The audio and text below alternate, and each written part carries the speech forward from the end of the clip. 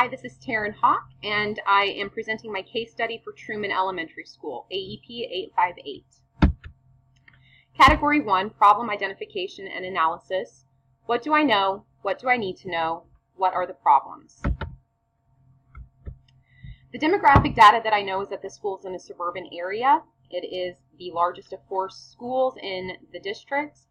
It is an elementary school for pre-K through 8. We have about 700 students. 15% are free and reduced students, 5% are ELL, and this is my second year in the building as president, or as principal.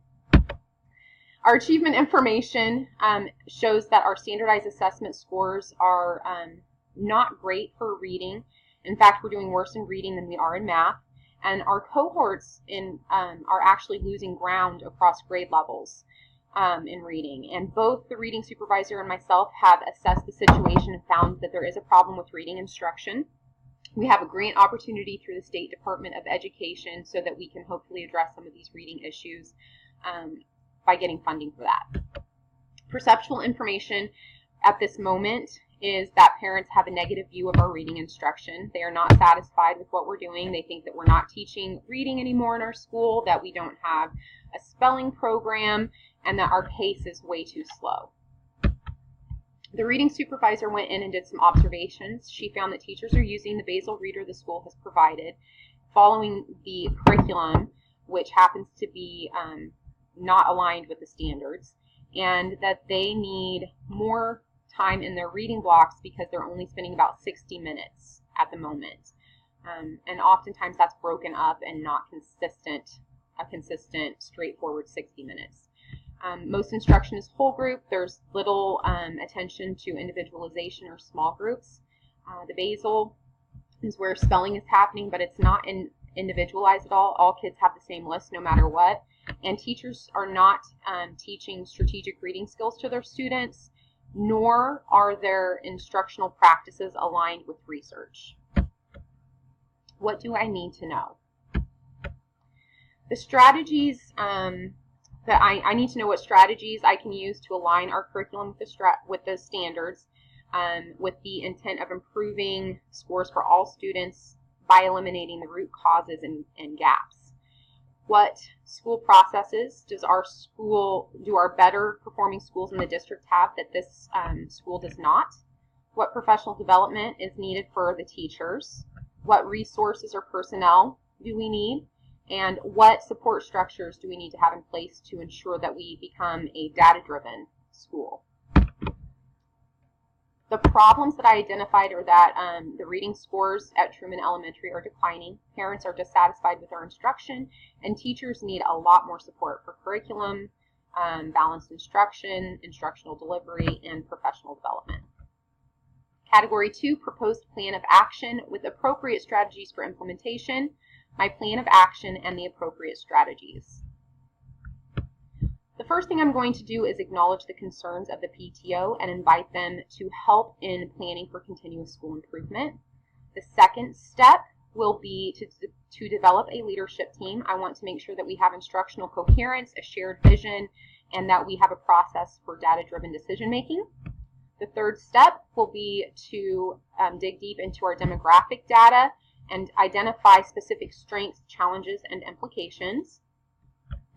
The fourth step will be to look at our school processes and identify what part of our school processes are strengths and which of those are challenges. The fifth step will be to look into more perceptual data that we will collect via questionnaire and surveys from students, staff, parents, and community, identifying both strengths and challenges, because right now we only have pretty negative perceptual data from parents. The sixth step will be to analyze the results of student achievement and identify where our strengths are in those assessments, where our challenges are according to those assessments, and what the implications of those are. The next step will be to use all of that data in summary form to begin finding and identifying the gaps and root causes that our stakeholders are going to want to know that we are addressing. The next step will be to create a formal plan for continuous school improvement and we want to make sure that that plan is very comprehensive and includes all of the objectives that should be included. I will complete the application for the grant after that and share the application and our formal plan with stakeholders. The next step will be to create a leadership structure. Then we will come up with a professional development schedule and plan. We will come up with a partnership between the community and the school, which will help us work together to meet the goals of our improvement plan. And we will also come up with an evaluation plan. The 14th step will be using all of that we had, especially the evaluation plan, to make sure that along the way we are interpreting the data that we're collecting and making decisions that are based on that knowledge that we can share with stakeholders. At the end of 2 years, I will report an interim progress report to the grant committee.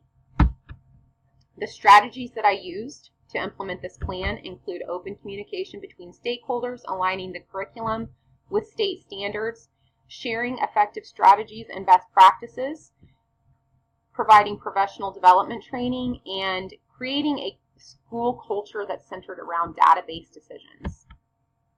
Category 3, resolve the problem based on promoting the success of all students, decisions, and data. The first decision I made was to increase parent and community involvement. According to Gross et al., when you increase parent involvement, it improves student achievement across the board.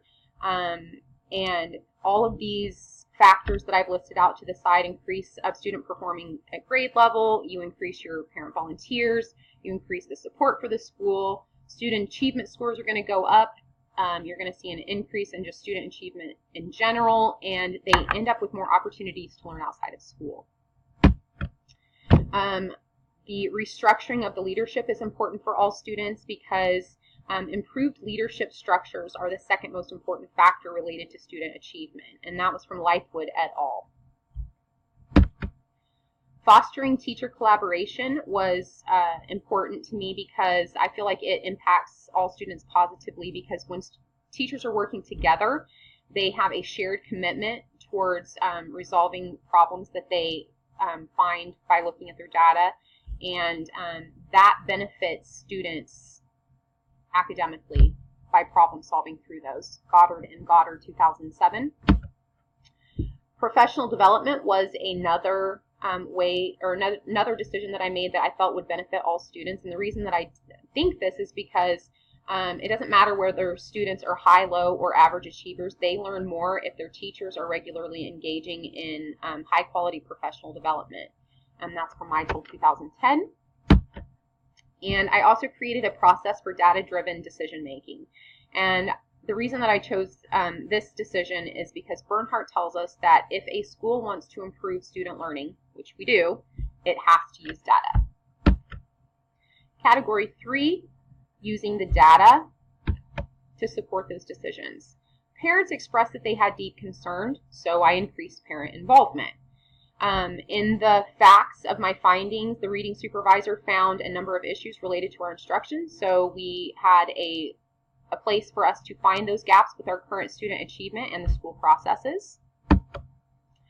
The reading supervisor found also in her observations that teachers were not using research-based strategies, so part of creating a collaborative culture with teachers is going to allow for them to share and practice those research-based strategies together in the process of planning for improvement, and that's going to take care of some of those issues.